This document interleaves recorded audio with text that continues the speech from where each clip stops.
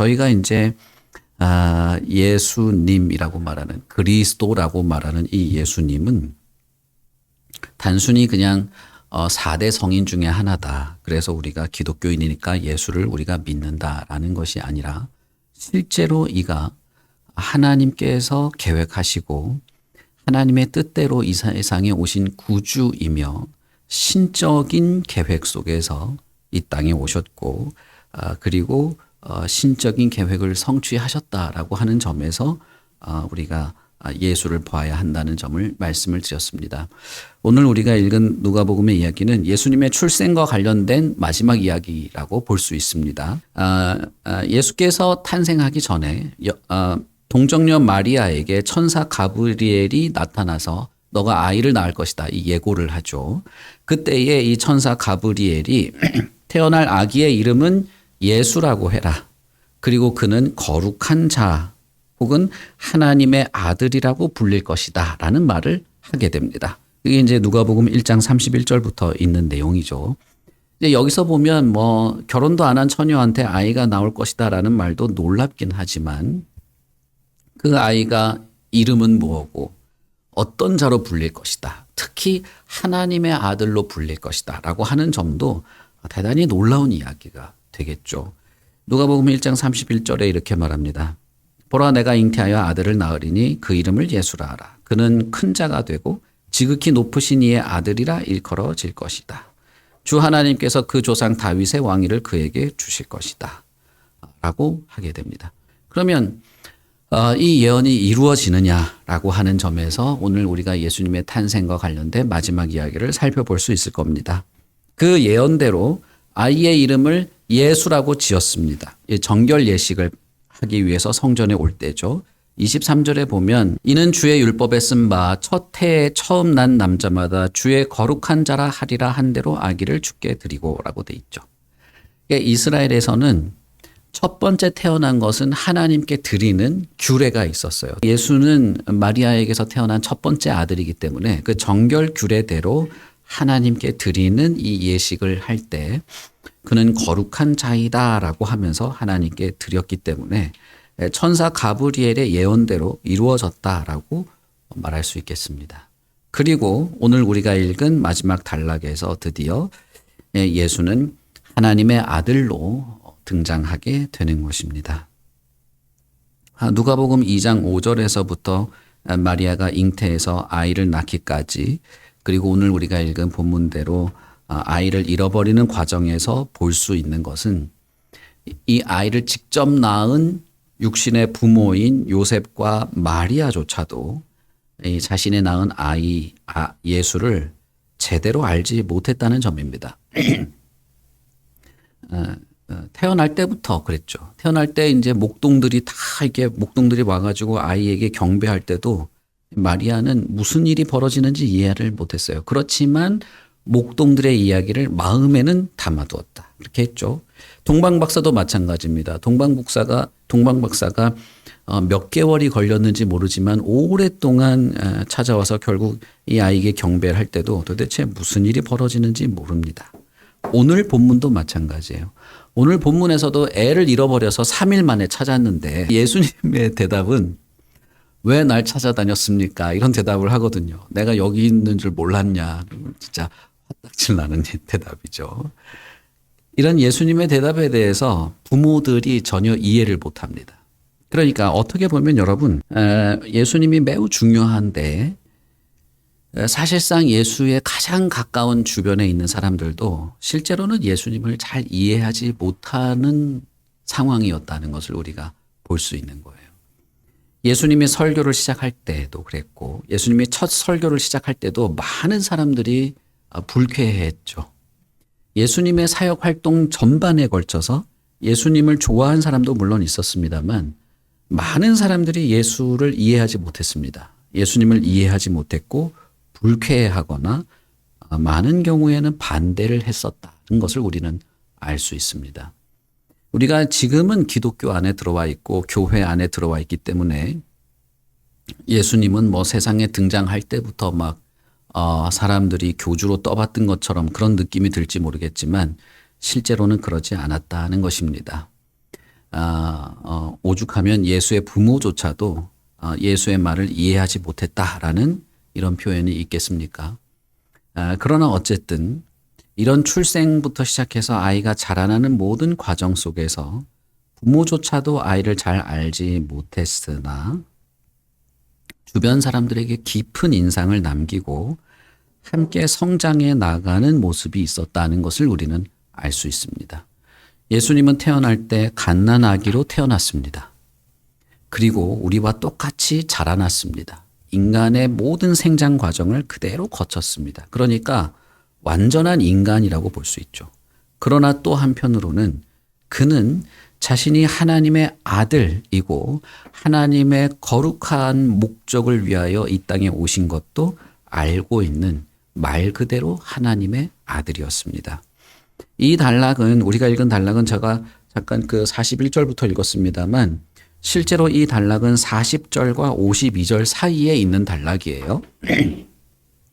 그래서 40절을 보시면 아기가 자라며 강하여지고 지혜가 충만하며 하나님의 은혜가 그 위에 있더라 이렇게 말하고 있죠. 그리고 52절은 예수는 지혜와 키가 자라가며 하나님과 사람에게 더욱 사랑스러워 가시더라 이렇게 말하고 있죠. 그러니까 아이가 자라나고 있다. 그리고 지혜가 충만하고 지혜도 자라나고 있다. 하나님의 은혜가 있다라고 하는 이 두 개의 껍질 사이에 요 우리가 읽은 본문의 내용이 있는 겁니다. 그래서 오늘 우리가 읽은 41절부터 51절 사이의 이 내용은 이 소년, 이 아이 예수의 지혜에 대한 내용이다. 이렇게 보시면 되겠습니다. 47절에 보시면 이 아이 예수의 아주 놀랍고 탁월한 지혜, 그리고 48절과 49절에 보시면 하나님과 이 아이의 특별한 관계가 본문의 핵심적인 내용이다. 그래서 오늘은 제가 이 두 가지를 중점적으로 말씀드리고 마치도록 하겠습니다. 첫 번째는 이 아이 예수의 탁월한 지혜라는 면이에요. 이 예수는 어린아이죠. 12살입니다. 이 아이는 12살이지만 자신이 어떤 소명, 어떤 사명을 가진 자라는 사실을 잘 알고 있었습니다. 그것은 제가 조금 뒤에서 말씀드리기로 하고 이 아이가 가진 소명이라는 면에서 사명이라는 면에서 이 지혜를 좀 말씀드리고 싶습니다. 천사를 통해서 전달된 아주 미스테리한 예언이죠. 이해하기 어려운 예언이 있고 난 이후에 드디어 아이가 태어나게 됩니다.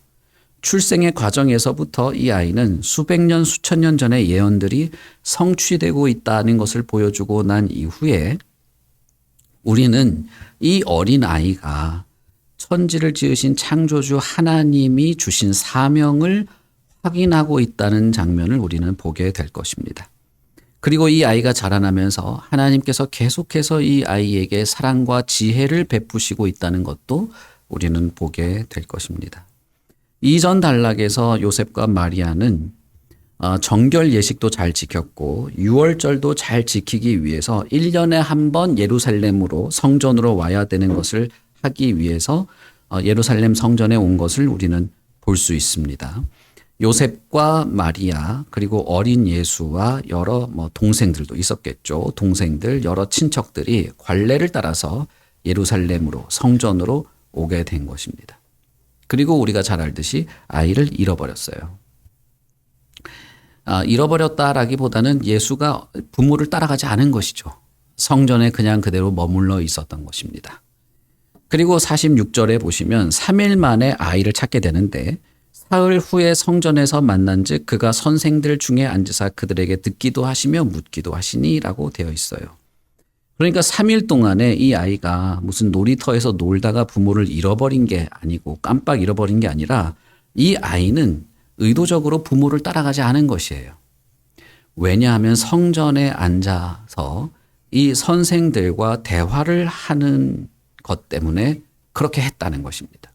그럼 여러분 여기서 우리는 사고가 일어났다고 생각하시면 안 돼요.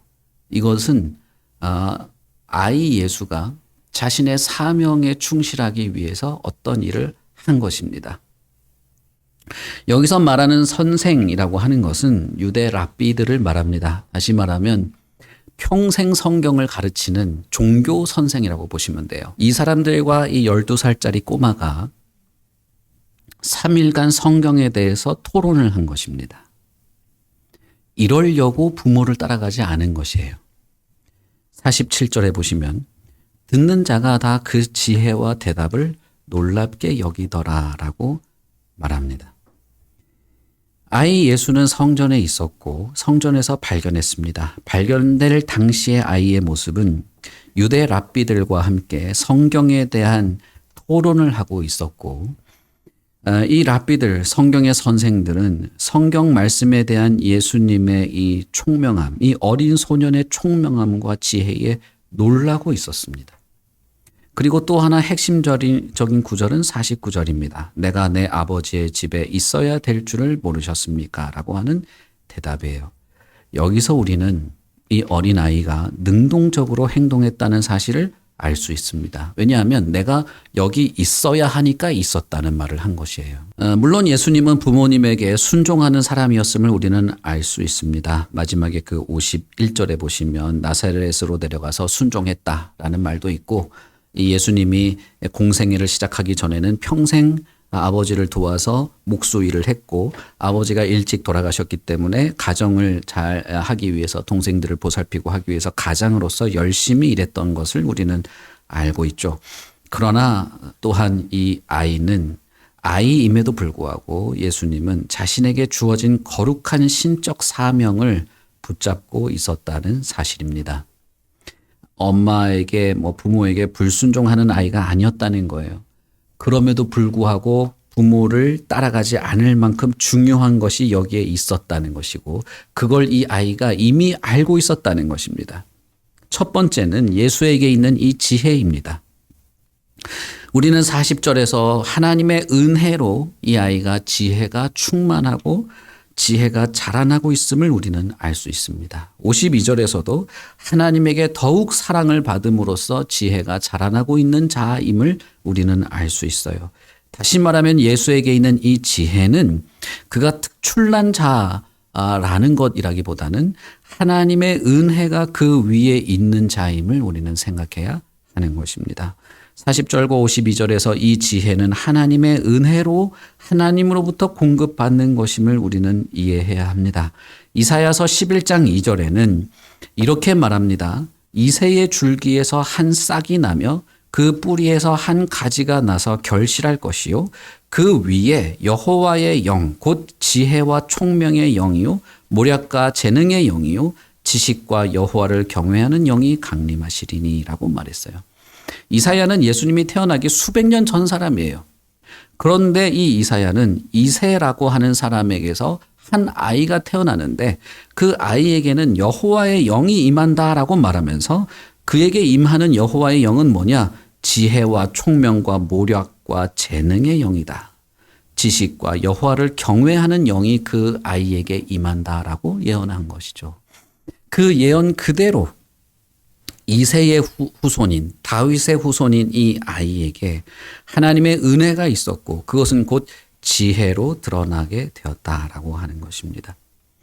우리가 알 수 있는 것은 참 재미있게도 이사야 선지자로부터 시작해서 이 예언이 메시아에게 임하는 하나님의 영은 지혜와 총명의 영이라는 것입니다. 메시아에게 임하는 영은 권능이나 권력이나 무력이나 세상을 굴복시키는 통치자의 영으로 말하지 않고 지혜와 총명의 영이라고 말했다는 점이에요. 여러분 너무나 재미있지 않습니까? 이 당시의 사람들은 다 메시아를 기다렸어요. 그러나 그 메시아는 로마를 격파하고 이스라엘을 더 위대한 나라로 일으키는 영광스러운 왕에 대한 메시아였죠. 그걸 기대했는데 정작 성경에서 메시아는 어떻게 예언되었냐면 그는 지혜의 영이다. 총명의 영이다. 라고 말했다는 점입니다. 우리가 살펴보겠습니다만은 이후에 누가복음 4장에 보면 예수께서 회당에서 첫 설교를 하죠. 회당에서 첫 설교를 할 때도 이사야서를 인용합니다. 그때 예수님께서 뭐라고 말합니까? 이 이사야를 인용하면서 여기서 선지자가 말한 이 주의 영이 지금 나한테 임했고 당신들은 그 영이 임한 나를 지금 보고 있다. 이렇게 말했어요. 사람들이 깜짝 놀란 거죠. 그 말을 들은 회당에 있는 모든 경건한 유대인들이 모두 다 화를 냈습니다. 뭐야 저게. 이사야가 말한 그 메시아에게 임하는 그 지혜의 영, 주의 영이 너한테 임했고 그게 예언이 성취된 게 지금 너를 보고 있다고? 너는 나사렛에서 목수잖아. 그렇게 말한 것이죠.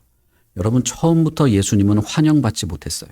그럼에도 불구하고 예수는 자신의 사명을 감당했는데 그게 어느 날 갑자기 뚝딱 된 게 아니라는 거예요.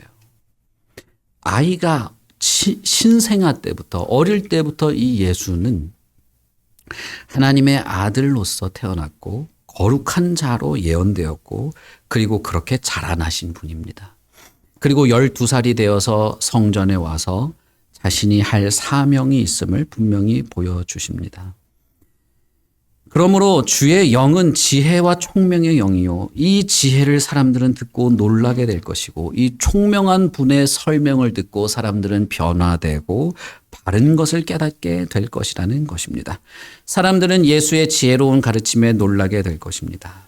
물론 모두가 그런 것은 아니죠. 반대하는 사람들도 무척 많았습니다. 어쨌든 이 성전에서 보여준 이 아이의 모습은 그의 사명이 어떤 것이었는가를 보여줘요. 그의 사명은 이 지혜와 총명으로 성경을 가르치는 것입니다. 예수님의 사명이죠. 그러므로 우리는 이 예수가, 우리가 알고 있는 이 예수님이 우연히 어떤 일에 휘말리다 보니까 교주가 된 것이 아니라는 것을 우리는 이해할 필요가 있습니다. 세상에 많은 사람들, 심지어는 신학자들, 목사들까지도 유대 사회의 이 불안한 국제 정치 속에서 예수의 제자들, 예수를 믿고 따르던 예수의 제자들이 예수가 하나님의 아들인 것처럼 신화를 만들어냈고 예수가 하나님의 아들이어야 함을 설득했고 그래서 예수가 설득돼서 자기가 하나님의 아들이라고 믿게 됐다. 그런 게 아니다 이 말입니다. 여러분, 이것은 이미 많은 사람들의 증언이 있고 그 현장에서 본 사람들이 있는 이야기예요. 일관되었고 수백 년, 수천 년 전부터 이미 계시된 내용들입니다. 그런데 여러분, 사람들이 의외로 이런 말을 더 좋아해요. 더 드라마틱하다고 생각하는지 아니면 기존 종교를 내가 다른 각도로 보고 비판할 수 있어서 좋아하는지는 모르겠지만 예수는 그런 존재가 아닙니다.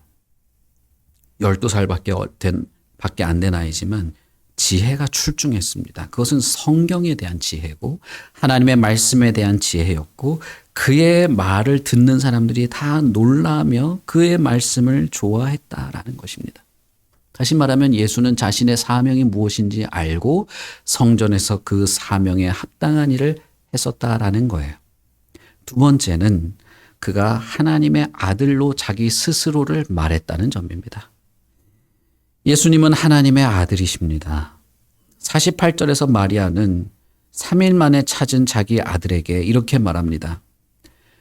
너 도대체 무슨 일을 한 거냐? 도대체 무슨 짓을 한지 네가 아느냐?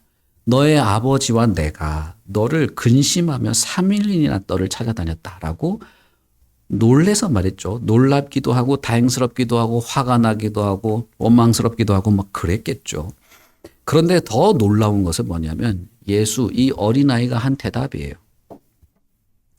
12살쯤 됐는데 부모를 잊어버렸으면은 미안하다고 해야 되는 거 아닙니까? 미안합니다. 이래야 되는데 이 아이는 내가 내 아버지 집에 있어야 될 줄을 알지 못하셨습니까? 라고 대답하는 거예요. 여기서 놀라운 것은 두 가지입니다. 하나는 지금 자기 눈앞에 자기를 3일간 찾아다닌 아버지가 있어요. 있는데 이 아이는 다른 분을 자기 아버지라고 말하고 있다는 점이에요. 그리고 또 하나는 내가 여기에 있어야만 했다라고 말했다는 겁니다. 이 두 가지가 참 놀라운 점이죠. 어머니 마리아가 너의 아버지, 지금 요셉을 말하는 겁니다. 너의 아버지와 내가 너를 찾아다녔다라고 할 때 그 말을 듣고 예수는 진정한 아버지는 하나님이다라고 하는 사실을 전할 필요를 느꼈다는 거예요. 예수가 어릴 때부터 요셉은 내 아버지가 아니야 이런 생각을 가진 사람이라는 게 아니고 어머니가 지금 너의 아버지라고 말하니까 그 상황 속에서 내 아버지 하나님을 말해야 될 필요를 느꼈다 이 말이에요. 예수님은 가르침 속에서 이런 게 많습니다. 사마리아 여인 만났을 때 네 남편 데려오라라고 할 때도 뜬금없이 한 말이 아니에요. 그 대화 속에서 남편과 관련된 얘기를 할 필요가 있었고 제자들이 예수님의 어머니와 동생이 예수님 만나러 왔습니다라고 하니까 누가 내 어머니고 누가 내 동생이냐 뭐 이런 얘기들을 하는 게 다 그 상황 속에서 그것을 가지고 진리를 드러내려는 의도로 하시는 것인데 12살 때 하시는 거예요. 이 얘기를. 지금 내 아버지가 왔다라고 하니까 누가 내 아버지인지를 밝히실 때 예수님은 감히 내 아버지의 집이라고 말함으로써 성전이 아버지의 집이라면 성전의 주인이 되시는 하나님이 내 아버지임을 스스로 밝히시는 것입니다. 그러니까 이 대답을 들은 마리아는 이게 도대체 무슨 말이야 못 알아들은 거예요. 지금 네 아버지가 여기 있는데 내 아버지 집에 내가 있어야 되는 줄 모르십니까? 라고 하니까 못 알아들었죠. 그래서 50절에 보시면 부모는 예수가 한 말씀을 깨닫지도 못했다 이렇게 되어 있죠. 그러니까 여러분 예수님의 말씀을 사람들은 처음부터 알아들은 게 아니에요. 많은 사람들이 이해를 못했습니다. 그러나 예수의 사명이 지속되면서 사람들이 변화되어 간 것이죠. 어쨌든 중요한 것은 여기서 이 아이는 자신의 신적 정체성, 다시 말하면 하나님의 아들로서 하나님과의 그런 영적 관계를 정확하게 알고 있었음을 우리에게 보여줍니다. 이 말은 다시 말하면 나는 나를 보내신 하나님 아버지의 목적을 위해서 살아야 하고 특별히 그것을 해야만 합니다라고 표현함으로써 내가 지금 어머니 아버지를 따라서 고향으로 내려가는 것보다 더 중요한 일이 있습니다라고 말하고 있는 것입니다. 앞으로 이 아이는 점점 자라면서 하나님 아버지의 뜻에 목숨을 버리는 순간까지 순종하게 될 것입니다. 이 예수님의 대답은 자신은 하나님의 아들이라고 하는 것을 밝히고 있는 점입니다. 하나님의 아들로서 이 땅에 왔고 하나님의 아들로서 해야 할 일이 있고 하나님의 아들로서 은혜 속에서 지혜를 공급받으며 하나님의 아들로서 반드시 해야만 일을 해야 한다고 말하고 있는 것이죠. 그런 면에서 여러분 예수는 누구인가? 예수는 처음부터 하나님의 아들입니다. 그리고 저와 여러분을 위해서 하나님이 맡겨주신 사명을 감당하려고 오신 것입니다. 예수는 자기 자신을 위해서 살지 않았어요. 예수님은 어린 아이 때부터 자기 자신을 위해서 이런 일을 행한 것이 아닙니다. 하나님 아버지와 함께 그 친밀한 교제 속에서 아버지의 뜻을 실천하는 것이 아들의 본분이었고 무엇보다도 자신과 친밀한 내 아버지와의 관계 속에서 자신이 목숨을 버릴 정도까지 중요한 이 사명을 끝까지 수행해야만 한다는 것을 말하고 있는 것입니다. 누구 때문에 그러냐면 저와 여러분 때문인 거예요. 저와 여러분 때문인 것입니다. 사는 동안에 너무나 굴곡이 많고 마음의 갈등과 고통 속에서 어찌할 바를 모르고 나의 인생의 마지막이 어디로 끝날지도 모르고 그러나 그럼에도 불구하고 하나님의 사랑을 받는 우리를 위해서 예수께서 자신의 사명을 감당하려고 오신 것입니다. 여러분 예수님은 하나님이 임재하는 장소인 성전에서 가르치는 일에 관계된 일 속에서 하나님의 목적과 함께 해야 된다고 말했습니다. 여기서 말한 내 아버지의 집에 있어야 될 줄이라는 말은 반드시 그렇게 해야 된다는 거였어요. 이미 이 아이 12살밖에 안 된 아이는 자신이 반드시 해야만 하는 일을 알고 있었습니다. 그리고 그것을 자신의 이 일을 시작하기 전까지 부모에게 충성하다가 하게 됐고 마지막 목숨을 바치는 그때까지 반드시 해야 되는 이 일을 하신 하나님의 아들이라는 것입니다. 지금 당장은 나사렛으로 돌아가게 될 것입니다. 그러나 이제부터는 우리는 전혀 다른 삶이 시작되는 것을 볼 수 있습니다. 이 아이에 불과한 이 어린 소년인 예수는 능동적으로 자신의 사명을 행하려고 하고 있습니다. 하나님의 목적이라고 하는, 하나님의 뜻이라고 하는 더 크고 원대한 일을 향하여 움직이게 될 것입니다. 지금 당장은 이런 아이의 모습을 보면서 부모조차도 이해하지 못했지만 그러나 마음에 담아두었죠. 마리아는 그의 이 모든 일을 마음에 담아두게 됩니다. 세월이 지나가면서 점점 더 자라면서 이 아이의 지혜는 더욱 늘어나게 되고 성경을 이해하는 것과 하나님의 목적을 분별하는 것과 자신과 하나님과의 관계를 더 확실하게 알고 드러나는 것으로 묘사되고 있습니다. 예수는 하나님의 사랑받는 아들이었습니다. 지금도 예수는 하나님의 사랑받는 아들이시고 이 아들이 저와 여러분을 위하여 죽으신 것입니다. 하나님의 사랑받는 이 아이들이 저와 여러분을 위하여 그 지혜의 충만함으로 우리에게 말씀하시는 것입니다. 하나님의 사랑받는 이 아들이 자신의 모든 것을 다 내바쳐서 저와 여러분을 구원하려고 하신 것입니다. 여러분, 이 세상에 어떤 사람이 남을 위해서 이 세상에 오고 남을 위해서 헌신하고 다른 사람의 생명을 위해서 자신의 생명을 내어줄 수가 있습니까? 제가 지난주에도 말씀드린 것처럼 부모도 그렇게 할 수가 없어요. 할 마음이 있어도 할 능력이 없습니다. 그러나 예수에게는 하나님의 아들이신 이 예수는 처음부터 그랬고 중간에 갑자기 사람이 이상해져서 내가 세상을 위해서 헌신하겠다 이런 게 아니에요. 그는 한순간도 자기 자신을 위한 사명으로 살지 않았고 이 땅에 오는 순간부터 아니 그 이전부터 예수는 저와 여러분을 위하여 오셨고 일했고 마지막까지 자신의 모든 능력을 다 부으셔서 구원을 이루신 것입니다. 저와 여러분을 사랑할 마음도 있었고 사랑할 능력도 있었고 구원할 계획도 있었고 실제로 그렇게 구원을 실천하신 것입니다. 그것이 예수님이라는 거예요. 저는 제 짧은 지식으로는 이 세상의 어떤 존재도 이 세상의 어떤 종교의 교주도 이런 존재가 없습니다. 이 세상의 어떤 가르침과 철학과 진리나 기술과 어떤 지식도 이런 것이 없어요.